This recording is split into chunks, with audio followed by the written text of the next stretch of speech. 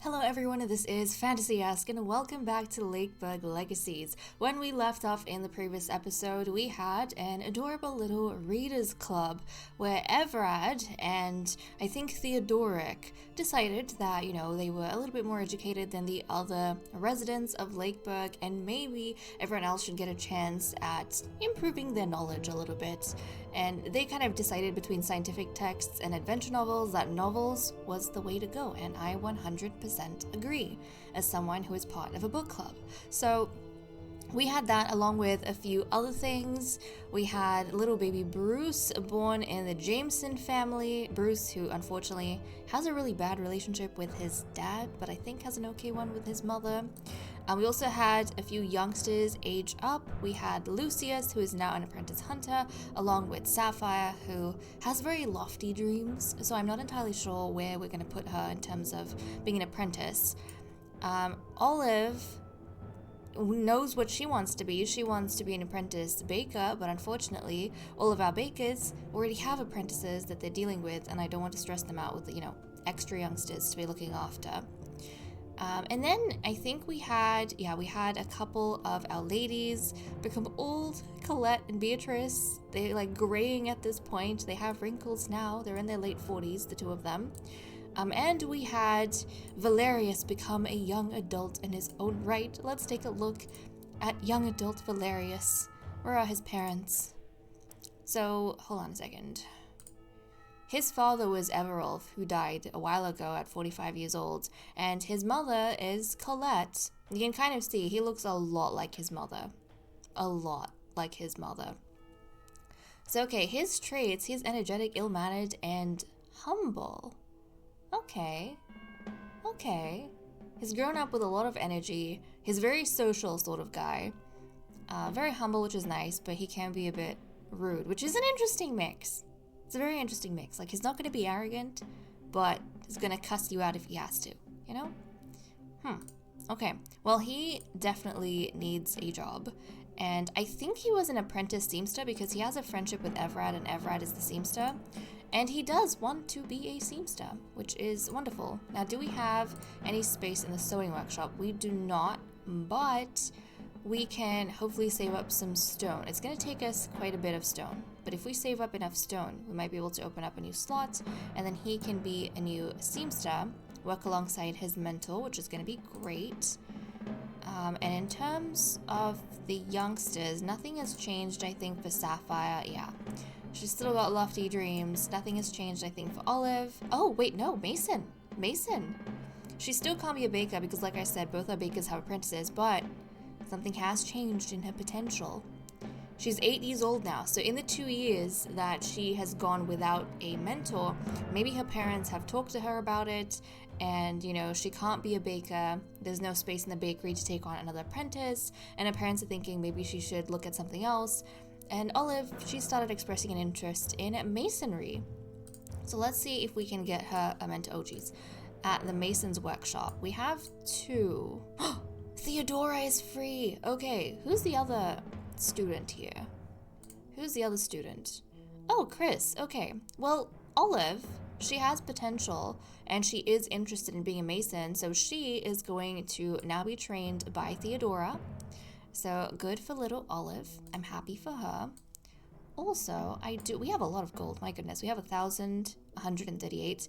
Fisherman's hut. I do want to improve working conditions a little bit so that when we eventually do have someone working at the, fisherman's hut, that they are feeling pretty happy and pretty okay. Right, so we need to save up stone, don't we? Yeah, we need to save up stone for Valerius. So he's kind of waiting. We also have recruitments we can do.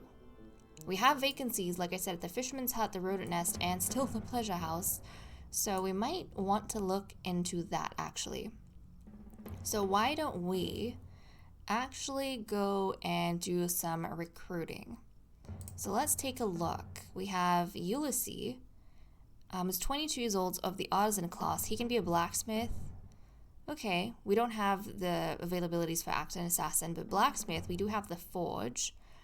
And then Emelina Mundy, 24 years old, of the peasant class, Lady of the Evening, which we do have a vacancy for.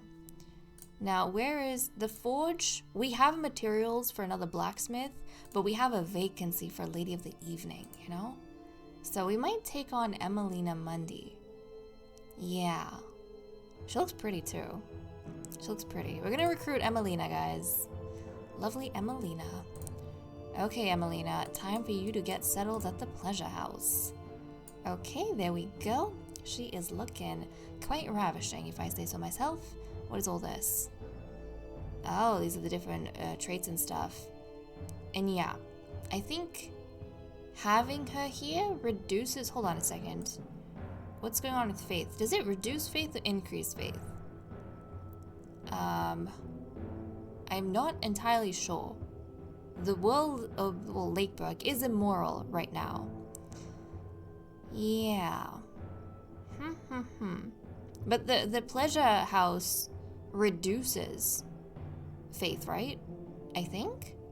Oh, but this went up to... Hold on a second. No, actually, having the pleasure house, from what I understand, increases faith. Because instead of everyone being unfaithful to get some, action, they just go to the pleasure house and make use of the services there from the one Lady of the Evening that we have. So it's like all of the sin is concentrated in one place. Therefore, relatively, people live faithful lives, is how I'm interpreting this, which seems to be the case. Okay, good to know. So she's moved in, settled in quite nicely, our lovely Emelina. But I do want to change her last name. Sherwin? Balfour? Fitzroy? Maybe Emelina Fitzroy? I think we'll stick to Fitzroy. Emelina Fitzroy. I don't know, that just sounds odd now. No, Fitzroy should be fine. Fitzroy should be fine. Okay, Emelina. You're going to be here working at the pleasure house, which is fine. And we need to find you a partner, but also we need to build your house. Actually, hold on. We need to build her a house. So she is actually going to be living in a whole new neighborhood. A whole new district all on her own. So go ahead, make her a house. She's going to move in, and obviously we need to find her someone from outside Lakeburg. So let's go ahead and see whether or not she's going to have a good match. Okay, we're going to find someone from the surroundings. A bad match. 28 years old. He is ascetic, obstinate, and kind. Okay. He's also weak, which is not great. They have a disagreement in terms of music. But he likes fishing and reading as well, and then he dislikes treats, public executions, and gossip. Let's see. Jeweler, bard, or thief. Oh my goodness. He's gonna be an unemployed husband if we take him. But his aspirations could change while he stays with us. But Arnold, let's see how this goes. Okay. So starting off at the lake, we could say, what if we abolish the death penalty, or share the recipe for nougat with dried fruits? We're gonna share a recipe. For the dessert, Arnold does not see the point of risking tooth decay by eating sweets. Okay. And then we're going to go to the hill by moonlight. Let's see, we can say gossips are a plague to any civilized society, or worrying that books may corrupt the young. We'll worry about the books. Arnold doesn't see the problem. He loves to unroll a scroll from time to time. And then we're going to finish off at the end. We could talk about favorite songs, or the abundance of fishermen make swimming in the lake far less enjoyable. I mean, hey, we're going to go with the fishermen, even though we don't have a single fisherman in Lakeburg. Those darn water splashes should stop scaring the fish, all right. Arnold can't fish in peace anymore. And... oh, it's a fail, thank goodness. Okay, it is a fail. They weren't fated. He wasn't going to be useful to us. Oh, and then we have Nathan, who has an average affinity with her. He's 26 years old. He's got really pale eyes. He's a charismatic sort of... actually, no. He's a crafty sort of guy. Not charismatic. He's a crafty sort of guy. But... because he has the most dexterity. But he is 26, I think I mentioned that, of the artisan class. He likes painting treats, cuddles, and dislikes kittens, audivore, and feasting. And let's see, he's energetic, mean, and ill-mannered. So he has lots of, energy to keep up with Emelina. But he can be quite rude. So I don't know how that's gonna work out with Emelina. Hopefully they're able to make do, but if we get him, I mean, hey, you know what? The other thing, he has potential to be man of the evening, so he's probably gonna have like no problem with her career, which is great. But also, he could be the next baker, and also a mason. So he can actually fill like a lot of niches in Lakeburg. So he would actually be ideal for us if she got with him, which I would very much like. But let's send them out and see what happens. Okay, they're at the hill by moonlight. We can talk about the importance of big cuddles in a loving relationship, or abolish the death penalty. We are going to abolish the death penalty. But then how are culprits supposed to be punished? Since he was a child, Nathan never missed a single public execution. Okay, and then how about for a nice boat ride on the lake? Hopefully the skiff won't sink. Let's see. We can talk about the neighborhood's kittens, or talk about the sufferings of war. We're going to talk about the sufferings of war. Slaughtered populations, ravaged villages, nothing good grows from war. And then we're going to finish off at the inn. We could denigrate Lakeburg's baker and his cloying treats, or we can say that the gargantuan display of food at the last banquet was simply disgusting. We're going to go for the food at the banquet. Thanks to constant reminders that the poor barely have enough to eat, Nathan tends to avoid stuffing themselves like a pig. Oh, is it a match? Yes, it's a match! I'm happy with this. I wholeheartedly approve. Okay, they have an average affinity, but they've got like 2 in the love meter. So this is definitely not going to be a loveless marriage. They're going to be infatuated with each other, which is pretty cool. And let's see, what is it saying over here? So, the faith, everyone's kind of grateful at this point, but also amoral, and what else? Now we have a prank shop. Okay, so population has grown enough that we have a prank shop. Nice to know. Extra vacancies. I might take a look at some of our folks again to see if they can fill any of the niches. So give me a quick second. Hold on. Sapphire, do you still want to be painted god actress? Yeah, I can't help you right now. And then Nathan and Valerius. Nathan, I'm gonna change his name actually because we have a Nathan already. Yeah, Elfrieda and Hubert's son is called Nathan. He's the apprentice baker. How confusing would that be? Like a baker named Nathan and an apprentice baker named Nathan? No. We're gonna change his name. This is going to be Humphrey? I don't know. Emmerich? Oh my goodness, guys. I recently in our book club read a book called Midnight Gate. It had a main lead named Emmerich Sylvan. I am scarred by the name Emmerich because of that book. I'm gonna tell you. I'm scarred. So okay, Emmerich, his name's gonna be Emmerich, that is fine. And let's see, Emmerich Fletcher? Yeah, that's fine. He can be Emmerich Fletcher. All good with me. So Emmerich Fletcher, welcome to the family. Let's see if we can make him a baker. Try and help him out. And we have enough resources to make him a baker. So we're gonna have our 3rd baker.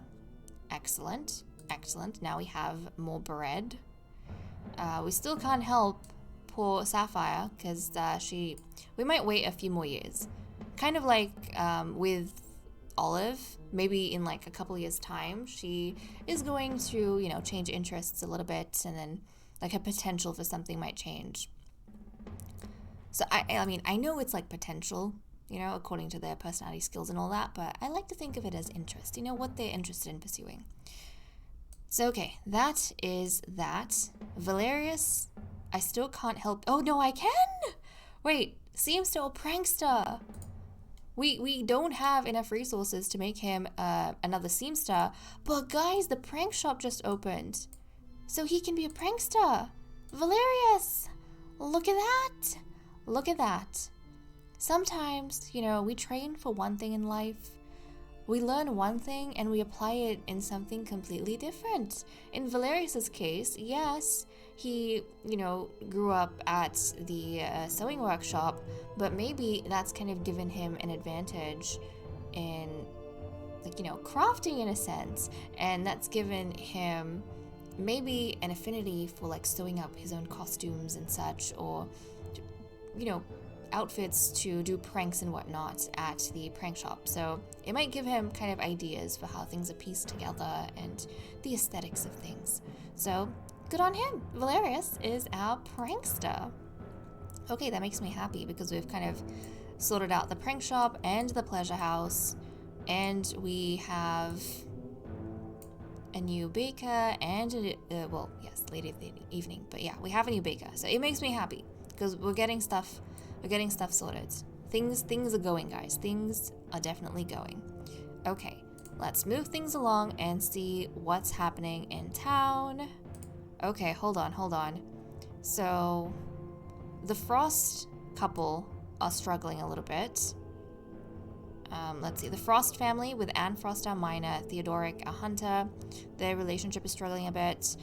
Meanwhile, the Kipling couple are madly in love with each other. We're the Kiplings. Josephine and Eustace, our farmers, are madly in love with each other, which is good to know. And then, what is this? Hubert and Nathan are grateful. Okay, is Hubert is Nathan's father, isn't he? Are we having father-son bonding? Hold on a second. Where's my... Yes, oh, look at that. They're from the Morrow family. So the Morrow family's father and son, Hubert and Nathan, they're actually bonding with each other and they're grateful to one another.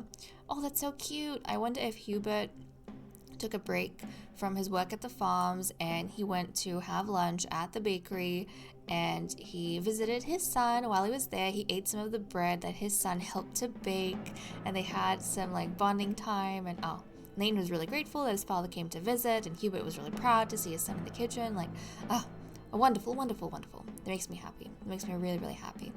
Okay, so everything is going well for them. Let's keep going.